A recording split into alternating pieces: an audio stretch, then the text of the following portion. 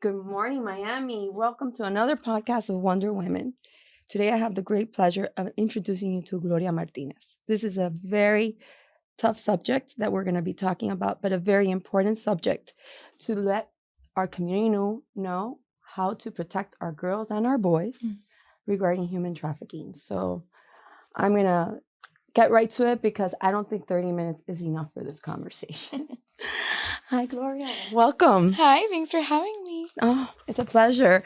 So I am so glad that Evelyn introduced me to you. I saw her. I know that she works for your foundation as well, Taking Back the Girls.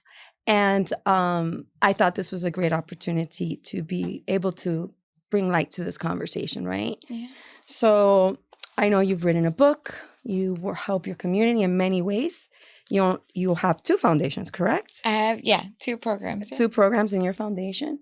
And I want to start by, let's talk about a little bit about yourself. Okay. Right? Yeah. This is really hard for me because as I asked you if you gave me permission to talk about yourself, and you told me yes, of course. So tell me a little bit. So you're from Miami, you're Latin. So tell me a little bit about, and you have a master's and licensed clinical social worker? Yeah, I have a master's in social work, and I am currently doing my doctorate in social work. So we're almost there. Yeah. But yeah, I'm Hispanic. I grew up in Miami. We moved around a lot every 9 months, so my dad could move up in rank. He worked for the Federal Bureau of Prisons. And so it was, countless elementary schools, New York, Pennsylvania, Arizona. We lived all over. Oh, wow. And when we hit Miami, I begged them to stop moving me. Wow. And so I did 5th grade up until high school here. Are you an only child? No, I have an older brother, one biological older brother, and two that are... They couldn't be more blood then. So you were the one that said, "Mommy, Daddy, we need to stay. Please. Yeah, please leave me. I'm sick of changing schools. I want, a home." It's hard. Yeah. And at that age, you're trying to find yourself. But I didn't know what Miami really, really was. Right. Until middle school. And I've told you, and right in 6th grade, I met my boyfriend, who then ended up being my trafficker. When you told me your story, I would have never thought that it could happen within the school, like an actual friend, an actual boyfriend, someone that interacts with the family. Yeah. Could be that person. So tell me a little bit how this all began. Yeah. So he came after school because he was already in high school, but one of his friends had repeated. So he came to hang out with him. And when I talked to the school resource officers, right, this past summer, they said that happens all the time, right? You have kids coming on campus, but they're kids. So you're not as worried about it. And wow. I got to know him, and I thought he was super cute and all the things, right. And really wanted to be part of that crowd. And I got myself there. I got his attention. And he did come to the family, meet my dad, right? There's an age gap. Mm-hmm. So having to come and introduce him to mom and dad and what that looked like, hang out with my brothers, barbecues, Mario Kart, birthdays, celebrations. I mean, we were just kids.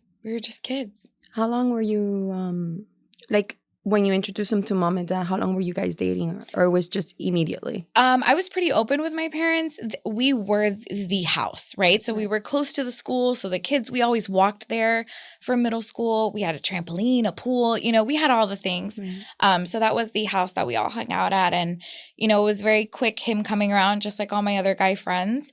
It was pretty clear that I liked him, right? My dad made several comments. But with him, it was the respect. So as long as he was respectful, his mom would call the house and check on him and see if he was there, right? There was no red flag. No red flags. None.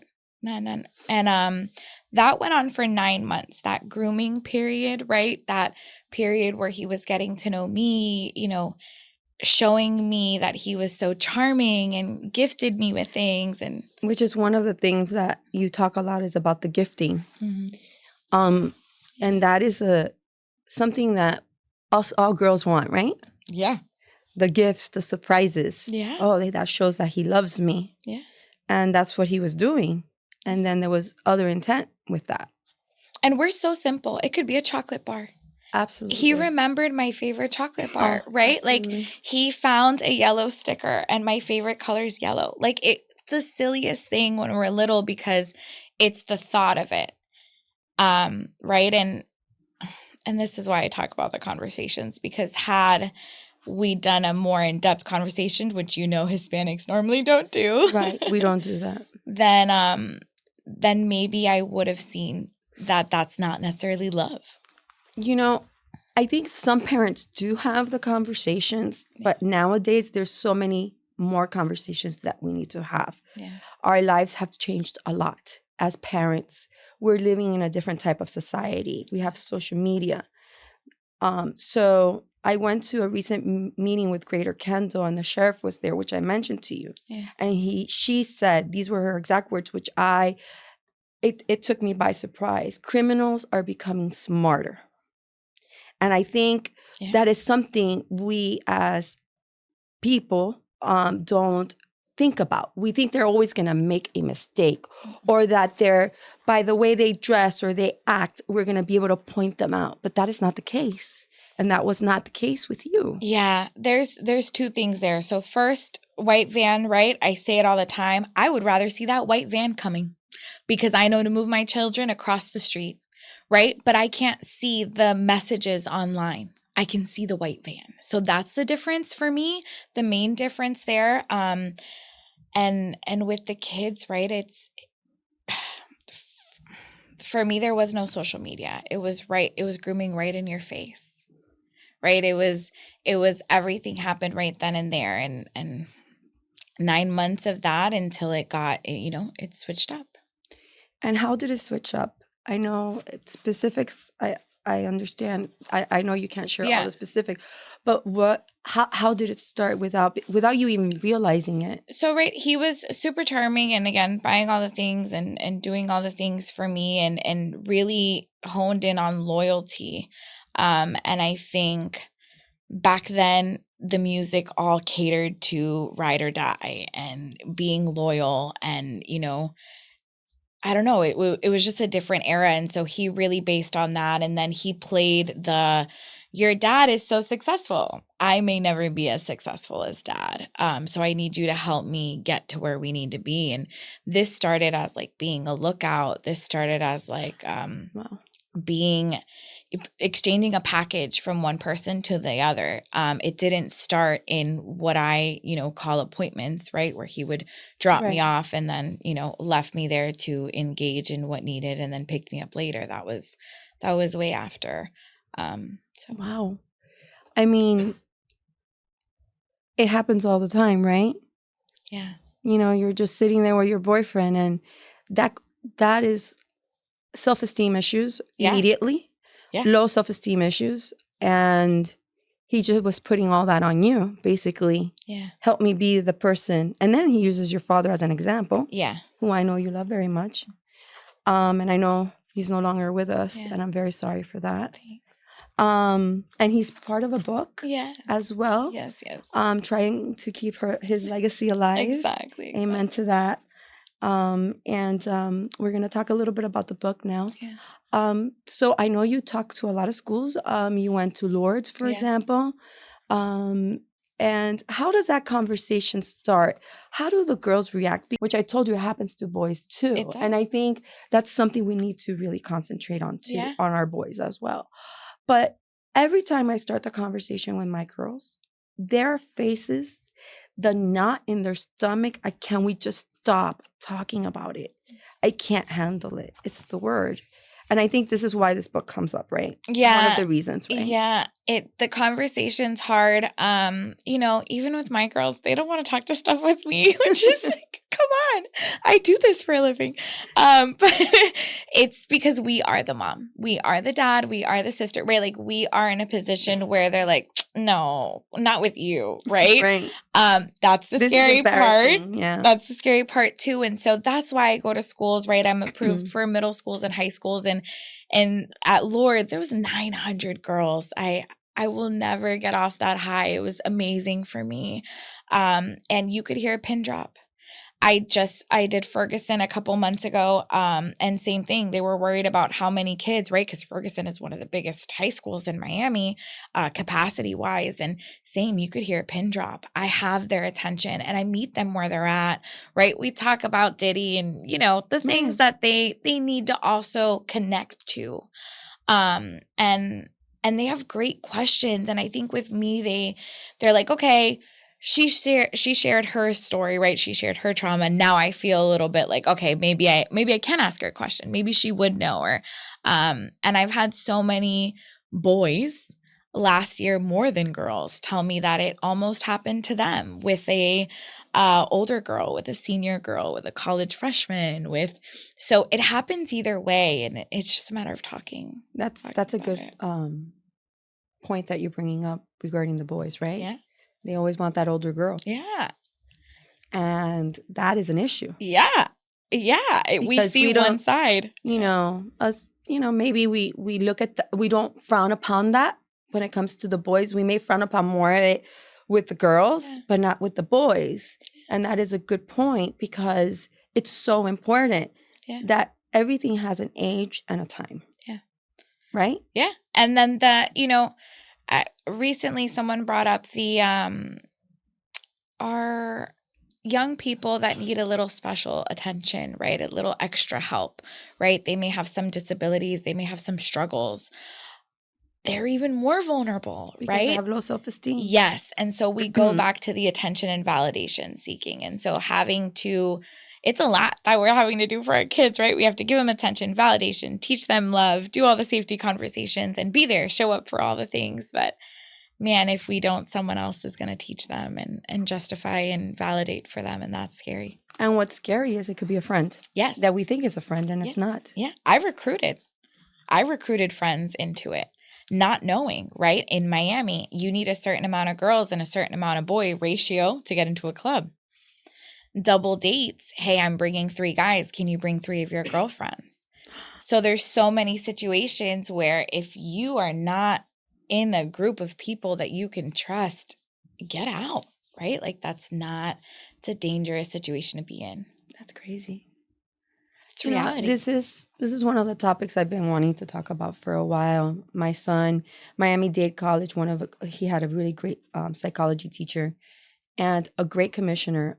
I forget his first name, but I know it's Gonzalez. He did an event and he put a movie regarding trafficking. And it was really brought to light to me at that moment. Yeah. And I don't think we realize that we're living in one of the biggest cities right now. And I think you told me it was number 5 in human trafficking. Yeah. So Miami is the 5th highest city in the nation for trafficking cases. Florida sits at number 3. We're also 3rd highest in missing children. So those two go hand in hand here. We're at the top in an area we don't want to be at the top in. And again, we have great law enforcement. We have our attorney general, our state attorney, right? They are amazing and they are doing all the things. Yes, they are. But World Cup's coming. Yes. And this is one of the reasons why that it's so important to talk during this time, right? Because World Cup is coming, but it's not only World Cup. It's any big event. The Super Bowl, F1, Ultra, all these. We need to have awareness of where our kids are going and what they're being exposed to, correct? Yeah. Yeah. It's crazy. And I mean, I'm all about not keeping them in a bubble, right? We can't do that either. And that's why conversations, man. And I know my kids get sick of me talking to them about stuff. And they're 3, 6, and 9. So we've are just in the beginning. But even my 9-year-old, right? She snuck and had a little TikTok account. And I almost died. I was like, what? Right? Not me. I have these conversations. But yes, even me, right? We needed to flip that back a little bit, have a more in-depth conversation. And so, yeah. So your story is so impacting. Thank you. You are a survivor. Yeah. Can you share how you survived? Yes. So 5.5 years, I was caught up in living a double life.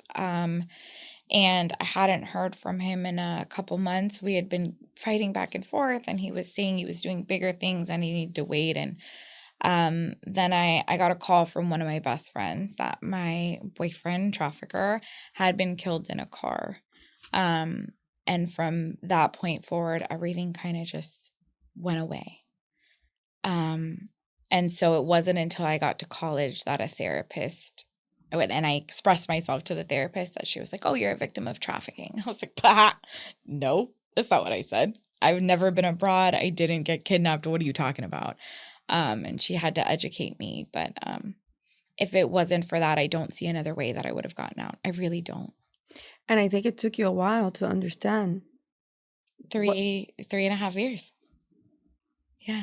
3.5 years until I fully was like able to say it to myself in the mirror.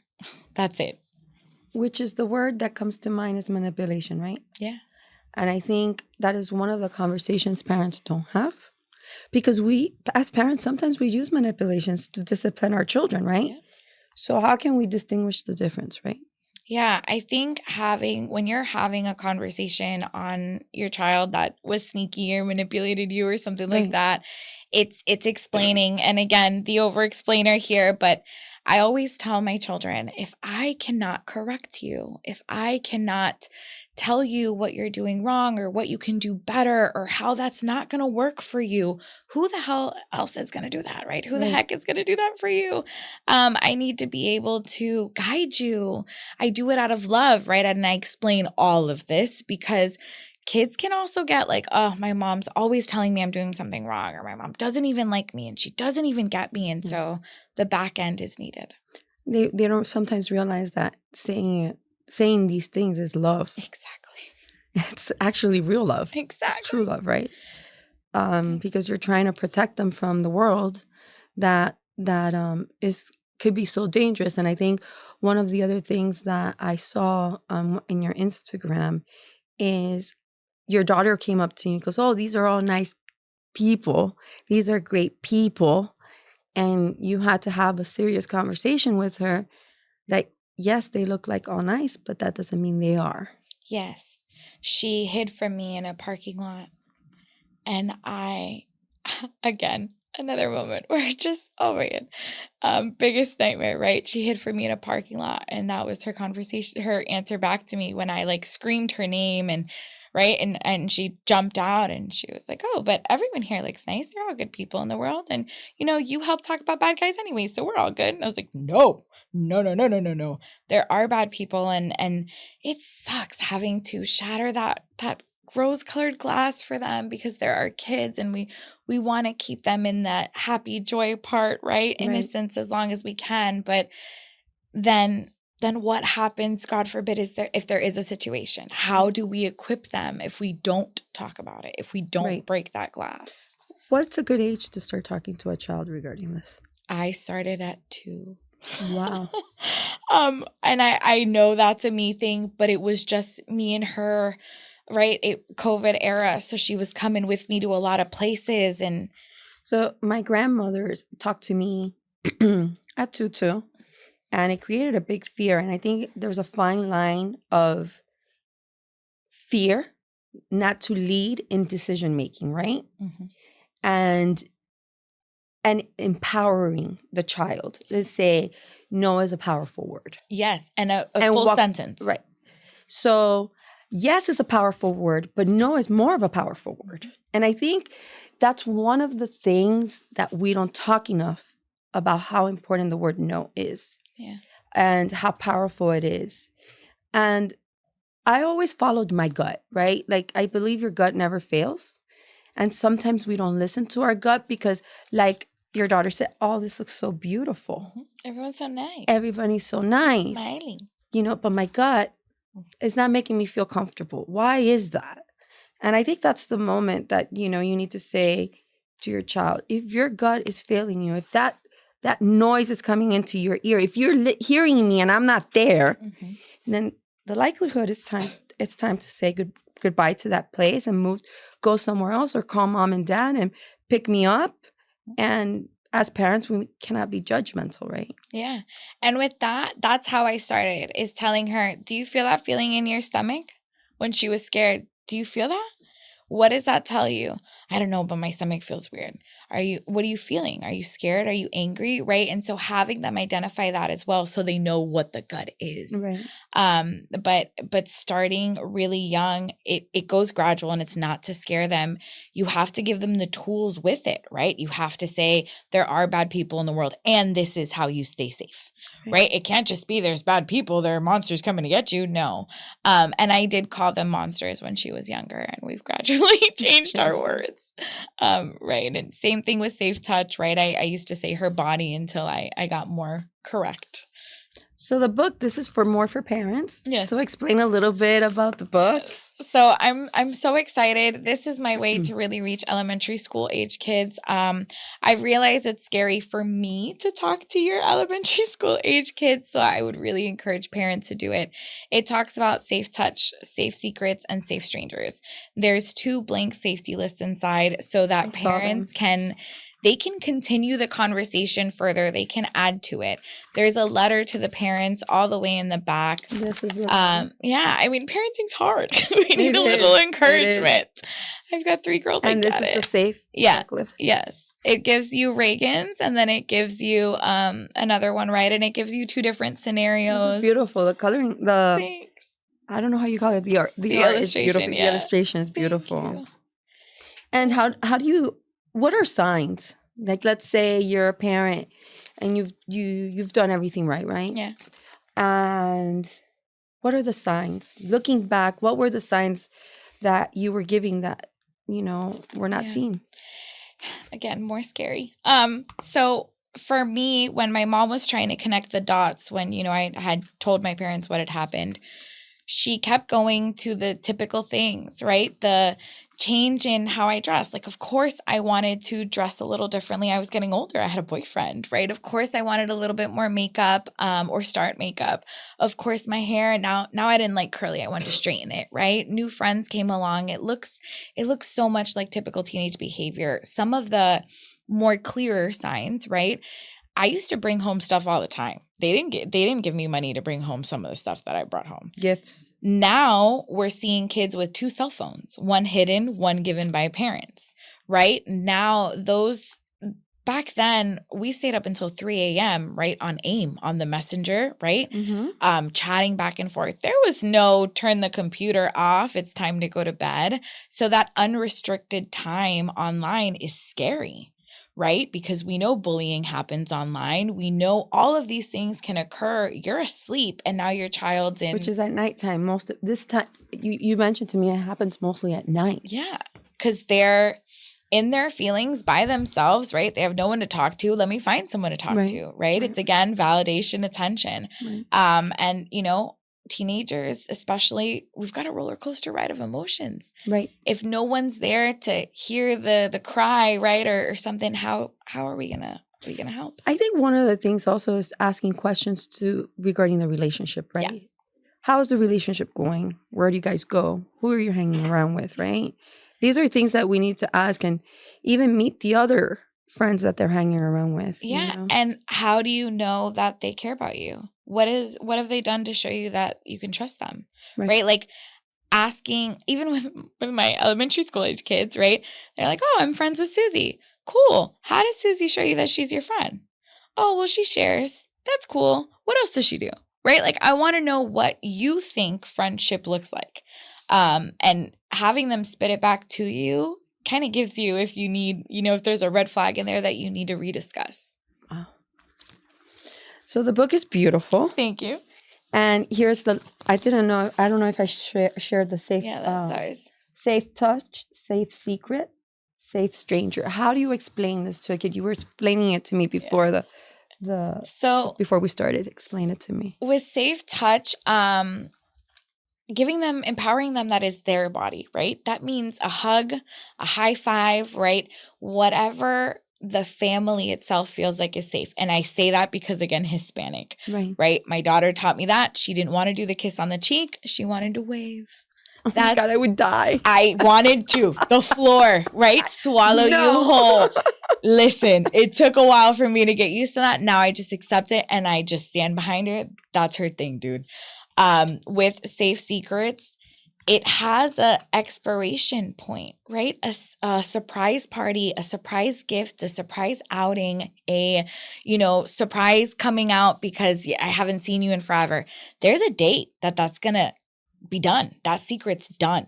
If it's something that you have to keep for life, a secret for life, that's the dangerous one, right? Right. And then safe strangers, for me with young kids, it's the school. On the first day of school, your teacher is a safe stranger.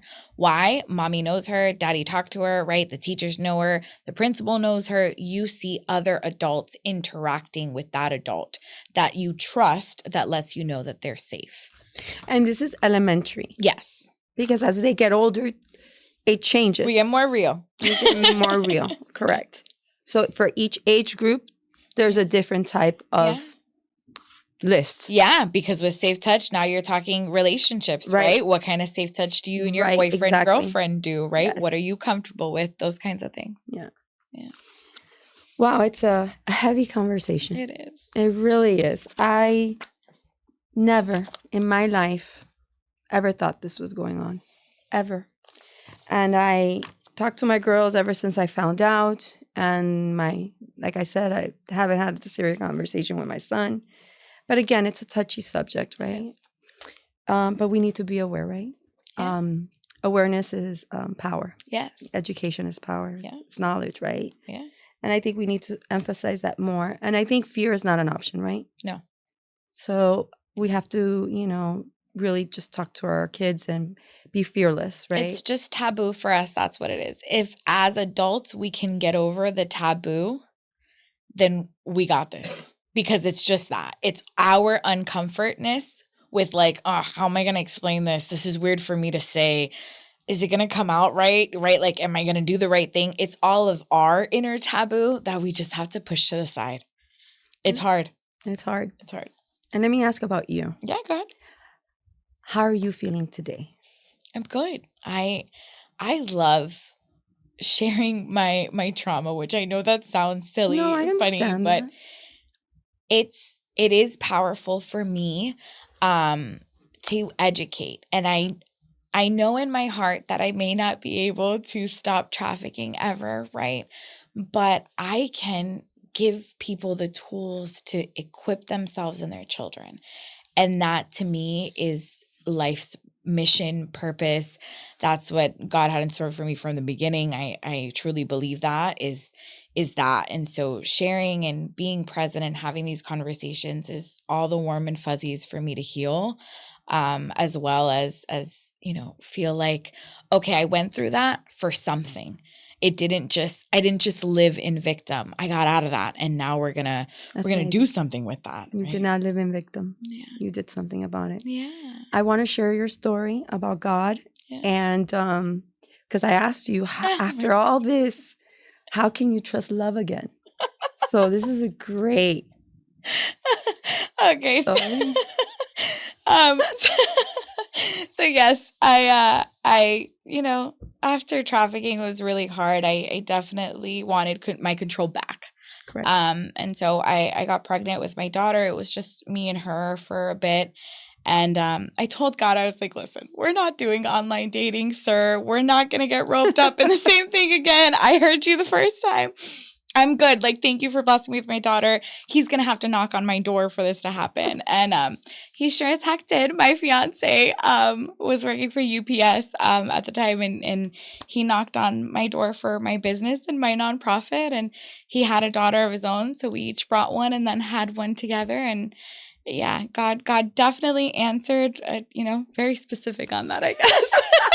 He knocked on your door. That's how God works. There is no other way to say how beautiful that story ends. Thank you.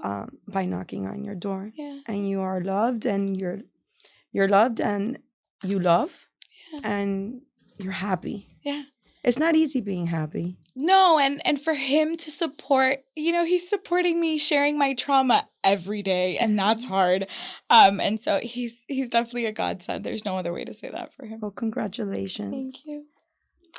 I'm glad you had your happy ending. Thank you. And I thank God for giving it to you. Yeah, me too. Thank you for sharing. It takes a lot of courage what you're doing and talking to all these girls and going to these schools. And if someone wants to reach you and ask questions, can they? Yeah. Instagram, right? Taking Back the Girls is our nonprofit program. So their DM or message. I also have mine, right? So the Gloria Martinez on Instagram. Feel free to DM me. I'm always available for a chat. Thank you so much for being here. Thank you for It's a having pleasure me. meeting you, Gloria. Thank you. And all the luck, and God bless you. Thank you so much. And thank you, Miami. Start the conversation. Don't be afraid. It's okay. We're living in this world. It's beautiful, but there are bad things that happen all day, all the time. So awareness is key. It's education, it's power. So just keep that in mind. Keep dreaming the great dream. Dreams do come true. Yeah. And keep the hope alive, because without hope, we can't accomplish our dreams. So thank you for another great podcast with Wonder Woman. This is truly a Wonder Woman, courageous one. Thank you, guys. Have a blessed day. Bye.